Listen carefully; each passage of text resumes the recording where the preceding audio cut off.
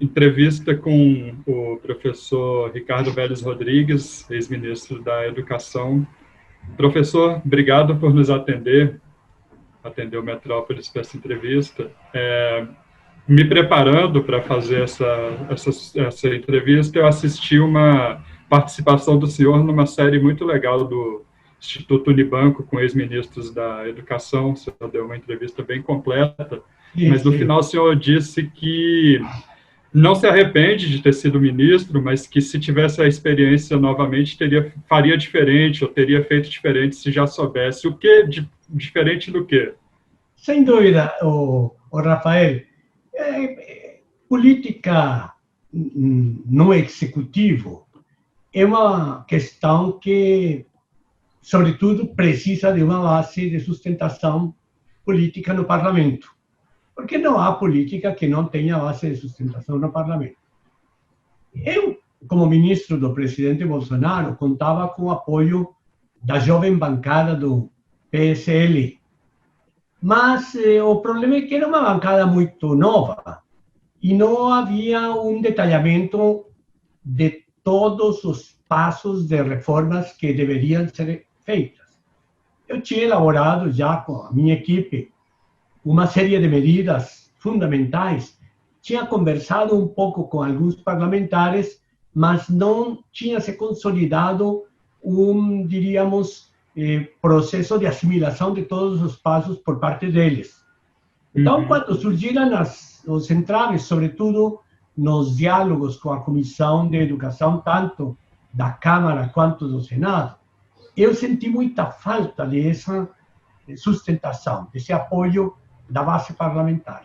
Não por malquerença de parte deles, havia boa vontade, mas porque em política, se você não tem as coisas de cor e salteado, de uma forma clara, tem dificuldade para sustentá-las.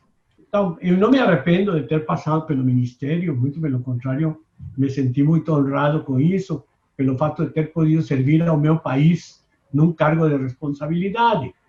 Mas reconheço que senti essa falta de sustentação na minha base parlamentar. E teve aquele episódio com a deputada Tabata Amaral, né, que ficou... Sim, evidentemente. A Tabata, claro, fez o que ela queria fazer, de me apertar com uma posição agressiva. Bem, tudo bem, eu acho que eles estão no seu papel, embora eu acho que o parlamento se desvia um pouco, às vezes, da sua função. Qual é a função do parlamento? Representar os interesses do cidadão e ver quais as reformas que estão em andamento e como que essas reformas se ajustam a esses interesses. Então, se você pega a gravação meu depoimento, sobretudo na Câmara dos Deputados, a gente vê que é um diálogo de surdos. Em que sentido?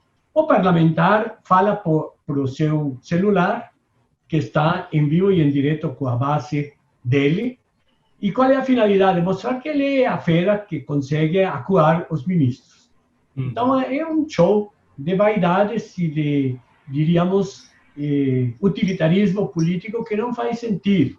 O importante seria que houvesse a possibilidade de dar uma explicação coerente, completa, e a intervenção do parlamentar no sentido de que essa explicação seja mais explícita e em linguagem mais compreensível por parte do grande público.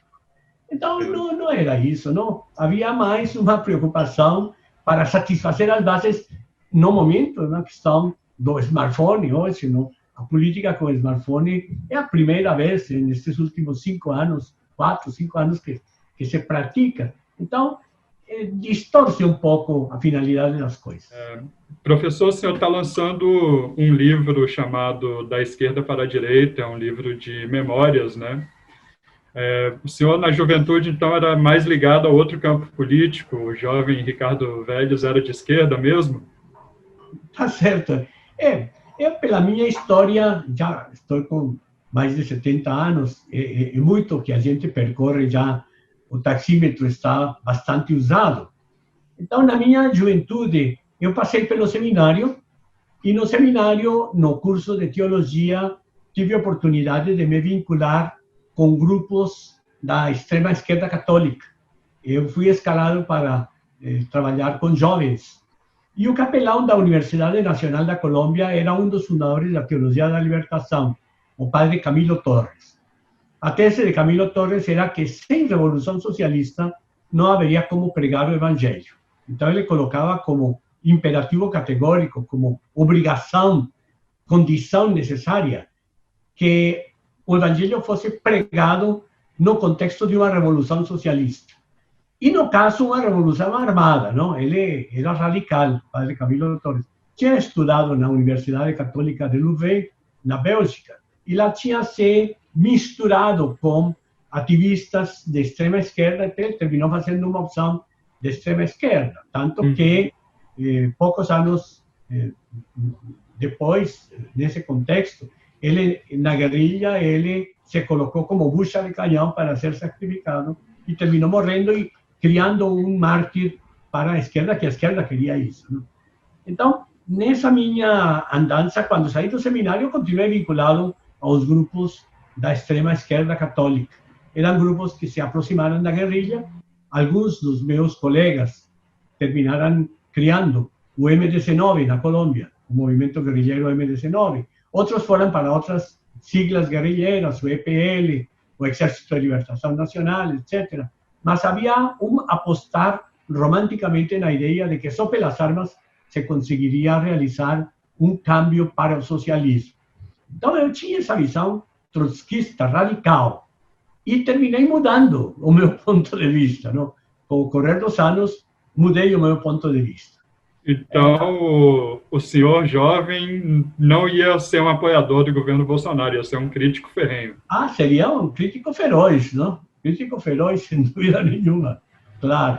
E a minha posição era me opor de armas na mão contra os regimes chamados burgueses ou capitalistas. Não? Uhum. E o que o senhor, né, com a experiência de hoje, diria para a população que se opõe dessa maneira mais radical ao governo? O senhor é um defensor da pacificação hoje, né? Sim. Eu diria o seguinte, em filosofia a gente diz que há dois grandes pensadores da política, não? Da Grécia. O idealista, que era Platão, e o pé no chão, que era Aristóteles. Aristóteles, discípulo de Platão. Aristóteles era da Macedônia e Platão era de Atenas. Bem, mas Aristóteles foi estudar na cidade de Atenas, que era a Nova York cultural da época.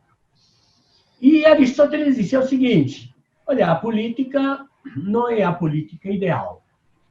A política é a política possível. Então, eu diria para os jovens que pensam em armas, olha, essa não é a política possível, essa é a política impossível. Porque se você pega todos os movimentos guerrilheiros dos últimos 60 anos na América Latina, só ajudaram a reforçar o status quo. Somente no caso de Cuba, que era uma ilha. E hoje, um pouco no caso da Venezuela, mas com muita dificuldade para se manter. Não? Realmente precisa de o poder pelas armas é muito caro. A quota social que se paga é muito cara, é a quota das ditaduras comunistas. Não? O comunismo, para se sustentar no poder na Rússia, teve de matar muita gente. Stalin teve de massacrar pelo menos 20 milhões de russos. E Mao Tse-tung, na China, para a sua revolução, teve de matar muita gente, milhões. Não? Hoje temos esse livro que vários jornalistas e cientistas sociais publicaram, o livro negro do comunismo, que é um estudo estatístico de quantas vítimas causou o comunismo. Eles calculam em 100 milhões o número de vítimas. É um preço muito salgado. Não? Isso. E depois do estabelecimento do regime, o padrão de vida é duvidoso, não? Porque fica uma coisa de um poder total em que não há possibilidade de você dar opinião, de corrigir. A política é na base do ensaio e do erro. Então, a melhor política é aquela que tem oposição, onde há possibilidade de você dizer em que erraram e afinar os instrumentos de gestão.